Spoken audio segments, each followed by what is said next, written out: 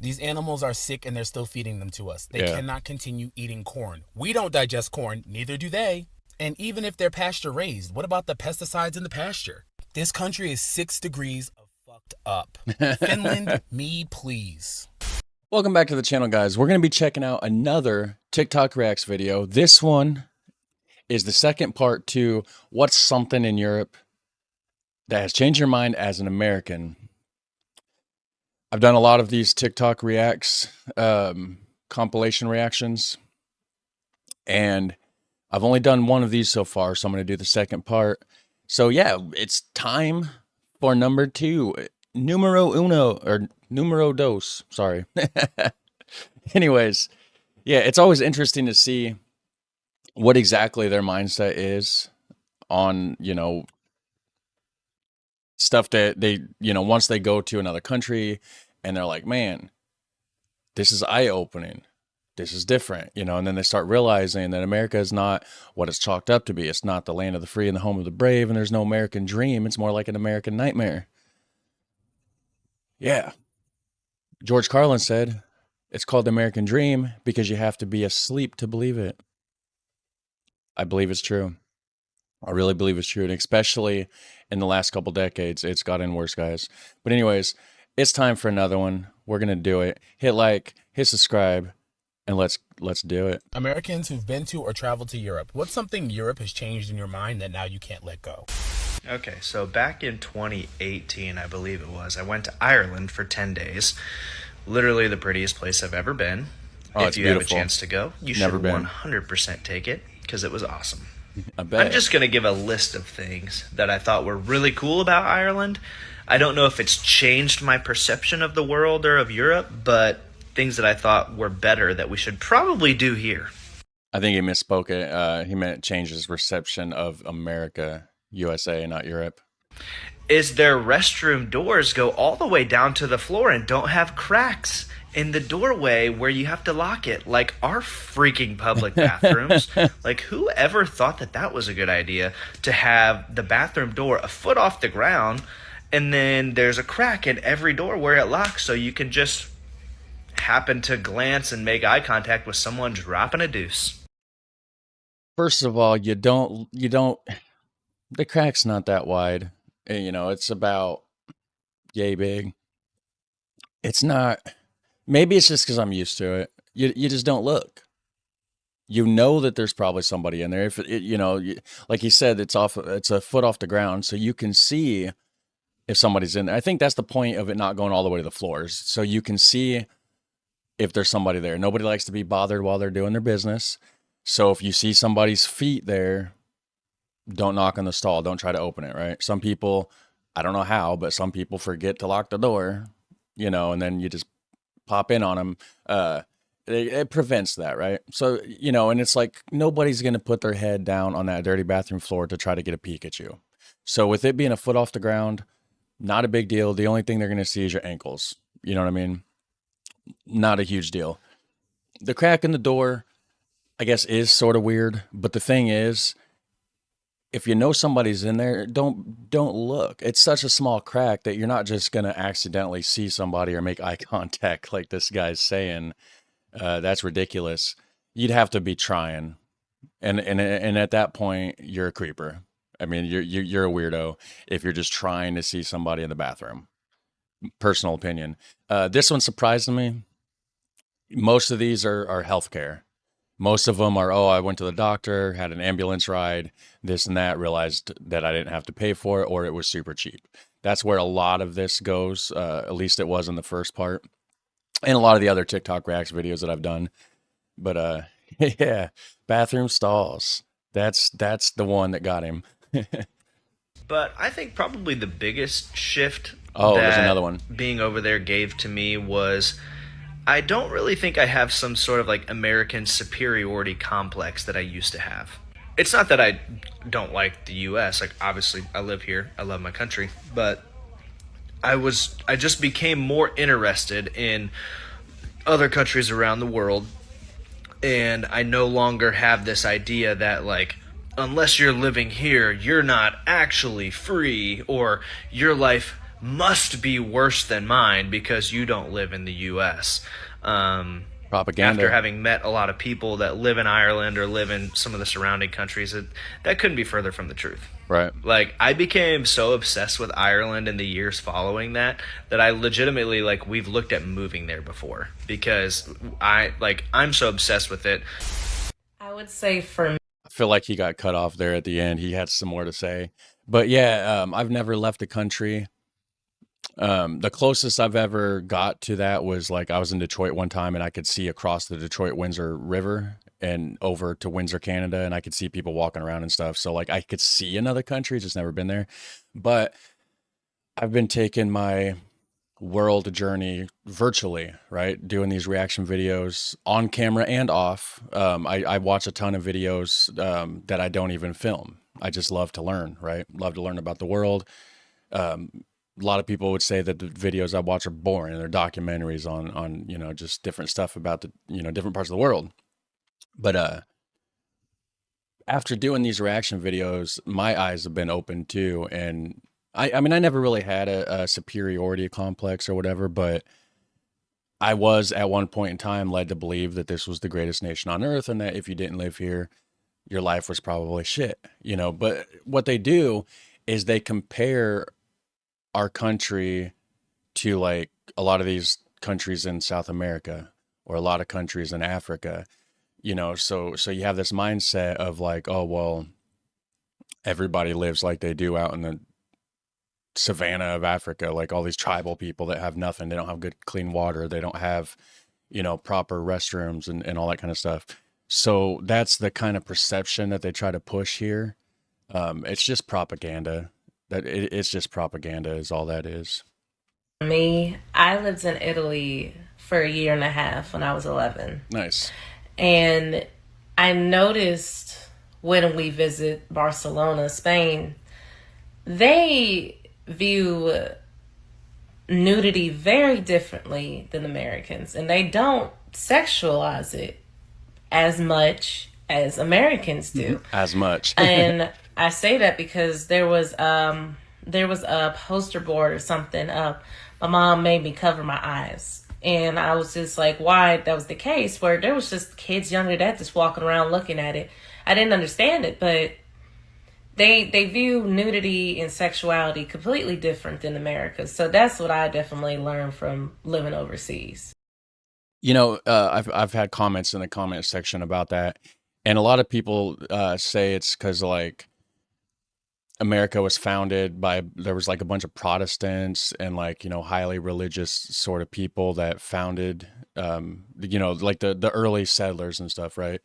So we got that early viewpoint mindset from them, and it just kind of trickles down to where now, it is like that, like she said, her mom made her cover her eyes and stuff, whereas over there, it's just kind of a normal thing.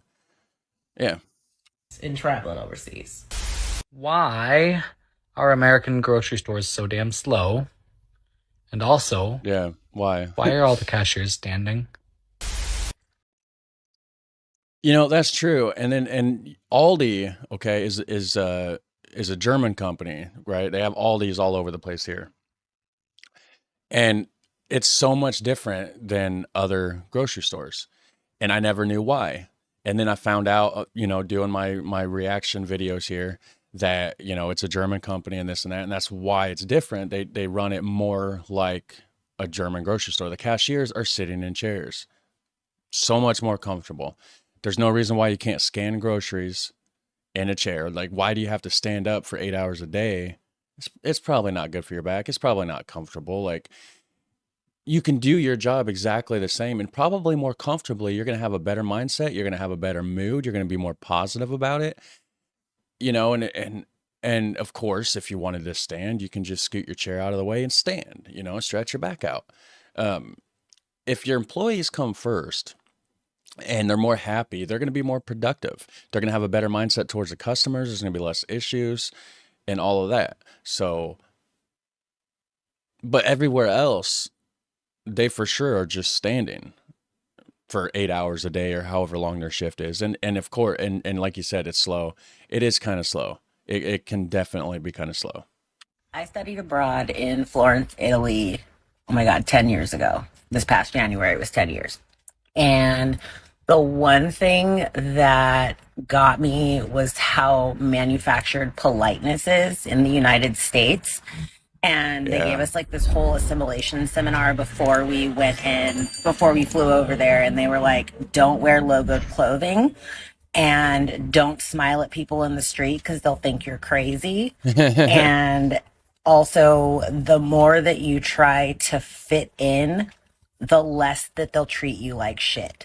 And so I went and I bought me some Italian clothes and I assimilated. I had a wonderful time. Nice. And I mean, on habit, I definitely smiled at a few people in the streets and got that look of what the is wrong with you. So I stopped.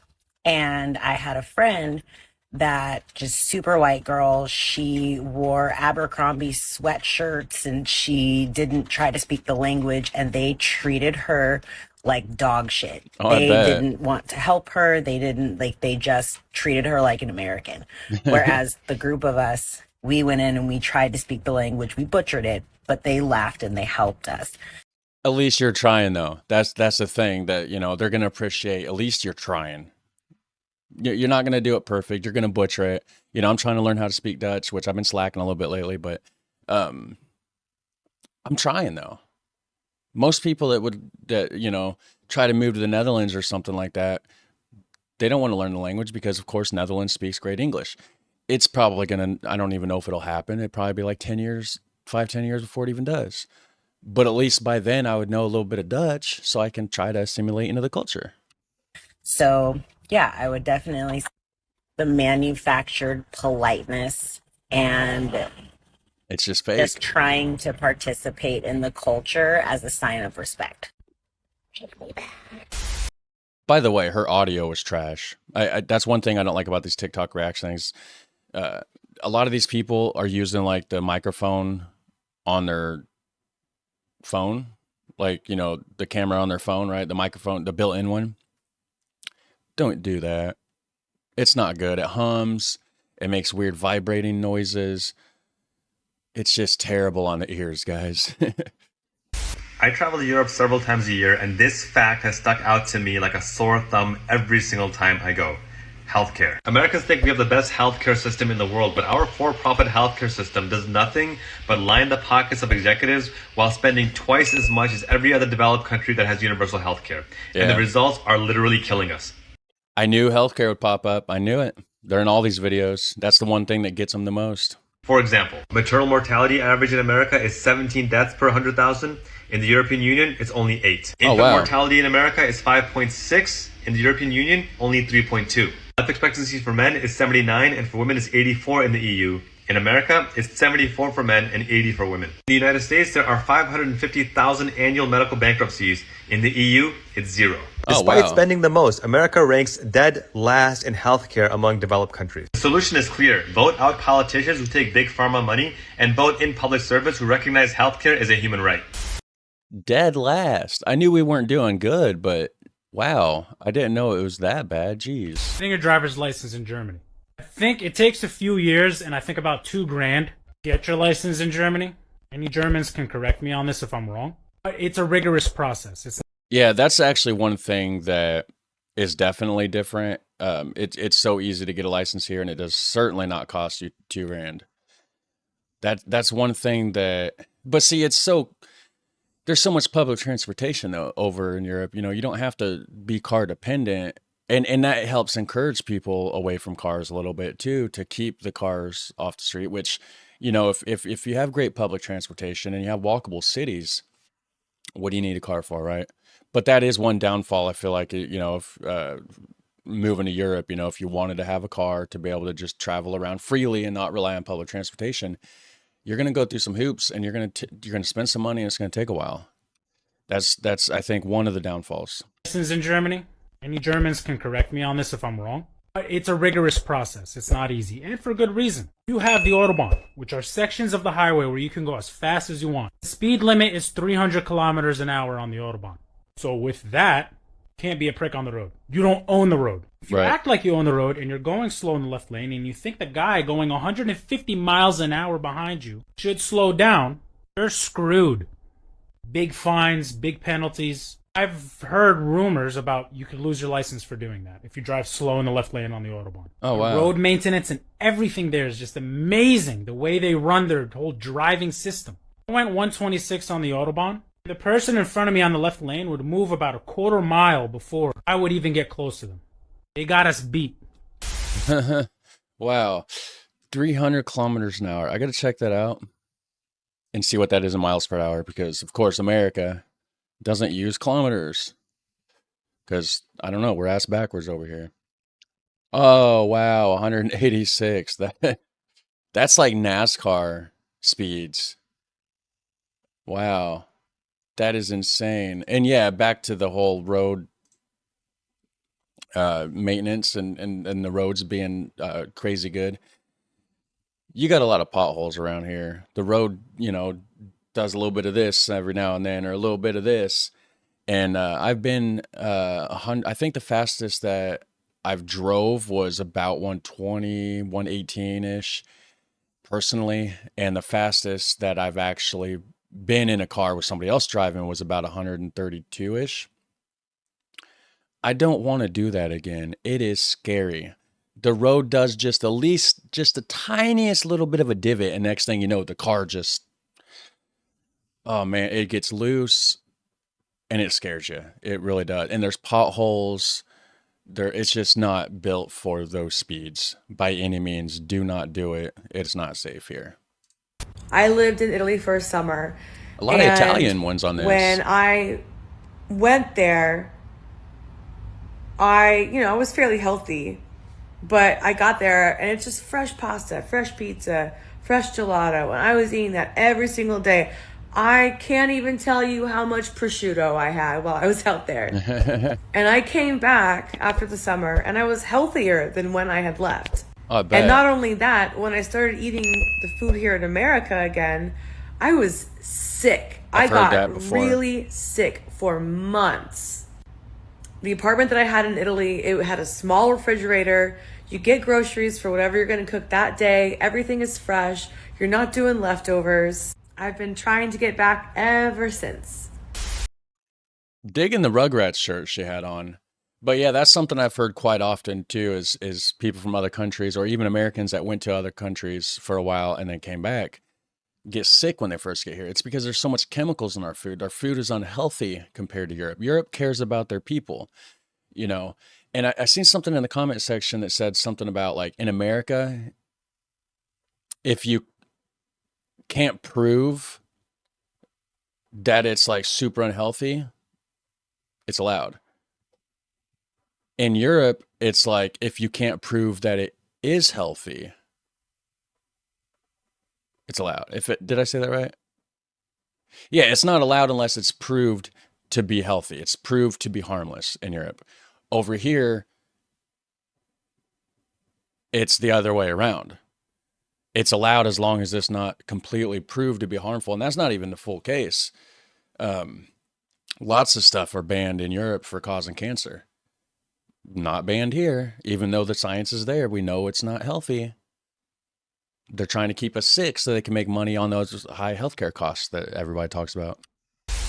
I've spent about 3.5 years in Europe, mostly living in Slovenia, but also traveling extensively east and west. And I also lived in Italy for about 4 months. A lot of Italian ones. Europe has changed me in every way, but I'd say the most profound and fundamental is the prioritization of values. Europeans prioritize friends, family, and community. Americans prioritize careers and success. That's very evident when you go back and forth just by the way people spend their time and have conversations. In Slovenia, I was meeting my friends every day in the center at 4 p.m. to have coffee and shoot the shit. Nice. Americans are much more focused on their careers, and it's harder to do that. We're also much more spread out. But yeah. I believe that I was happier there, people were happier there, and that makes me think that they are more in tune with the way we should be living. More stress-free, and that's what leads to a higher lifespan as well. They're healthier, they have less stress, they're happier, they have a better work-life balance. They don't put off their health because healthcare is incredibly cheap or possibly free if you're a citizen. But it's not really free because, like, your tax you know, they take the tax out of your money and stuff to pay for it, but it's not going to cost you extra to go there. Hi, I'm Nobody, an American who's been living in the Netherlands for 2 years. I'm Nobody, and too. Frankly, it's all the things that add up to quality of life. Education, transport, healthcare, food, cost of housing, access to infrastructure. Stroopwafels, gouden cheese. Netherlands is awesome. Art and culture. It's all of those things. Imagine a world where you don't have to own a car, where you can take a bicycle or a bus or a train anywhere you want to go and it's affordable. Yeah. That your healthcare doesn't bankrupt you and is available to you, and you can get same-day appointments. It's freedom from paperwork. My taxes take me less than a day to get done. It's green spaces in my neighborhood with art that allow me to really enjoy my life. And probably beautiful canals. It's worker conditions that allow me to have nights and weekends to myself, as well as my 24 days of statutory vacation. It's pretty awesome, and I can't imagine life without it. Man. I'll go first. I don't know about y'all, but sorry to cut it to you, buddy, but you didn't go first. There were so many people ahead of you. But I've had the chance to spend 2 weeks in Finland over the last couple of years, and it's changed a lot about my perspective. But currently what I'm battling is that I just had to leave 2 supermarkets because our meat is disgusting. In Helsinki, all the salmon was so rich. I mean, granted, the harbor is right there, but literally the salmon was almost like grapefruit colored. Our sickly, nasty orange salmon. And it's like I don't even relate to chicken here anymore. The chicken wings in Finland are so little and crispy and light. The chicken wings here, the fat layer is just so thick. There's fat inside on the bone, like Finland literally would never. Even our beef looks gray. Our meat quality has to be making us sick because there's no way. These animals are sick and they're still feeding them to us. They cannot continue eating corn. We don't.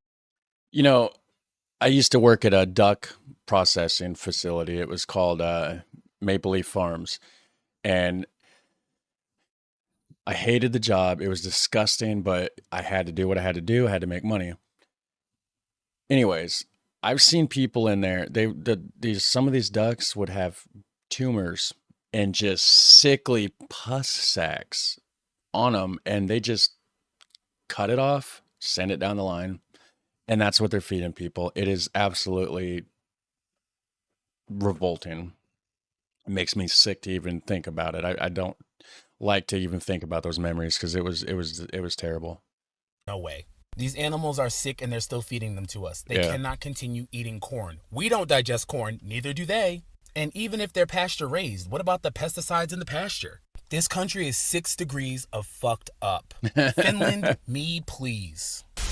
I spent 3 months traveling around Europe, mostly through Germany, the Netherlands,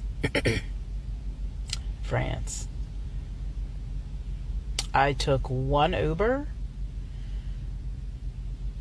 2 Ubers the whole time I was there. Most of it, I was on public transport or trains, and it was so easy to navigate the country. I don't speak Dutch. I do speak a little German. I don't speak any French. And I was able to navigate all of it. Ik spreek een beetje Nederlands. I live in Dallas, and if I did not have a car, I'd be stuck. Yeah, you would. Because the public transportation here in this city, but mostly across the country, is garbage. Yeah, below garbage. It's upsetting. It's truly upsetting. Go back to Europe, lady. For sure. You'd be happier. You'd be better off. Get out of Dallas, especially now with this illegal migrant situation. It's going to shit, guys. I'm all for migrating, but there's a right and wrong way to do it. Don't just bust in. You know, it's the same thing as like, it's okay to ask somebody to go in their house. Hey, can I visit you, right? Don't just kick their door down and force your way in. That's the difference. There's a right and wrong way to do everything. All right, so I'm surprised there was only one healthcare one. That one really surprised me because the healthcare just left and right. I mean, all these videos, that's like the main talking points, right? The bathroom stall one really got me. Yeah. And then the food one, the guy, he's like, it's just 6 ways of fucked up, or whatever he said. That was funny. But anyways, if you guys enjoy this content, hit like, hit subscribe. I do, reactions on this kind of stuff, kind of like some funny stuff, like what's the dumbest thing an American has ever said to you kind of reactions. A lot of learning reactions. If you want to learn about other countries, the Netherlands, Germany, Denmark, Norway, France, whatever, right? I do reactions on that kind of stuff. So if that's something you're into, hit subscribe, hit that notification bell so you don't miss out on any content. Help me get to my 100,000 subscriber goal. And you guys have a super fun, awesome day, and I'll catch you in the next one. Take care.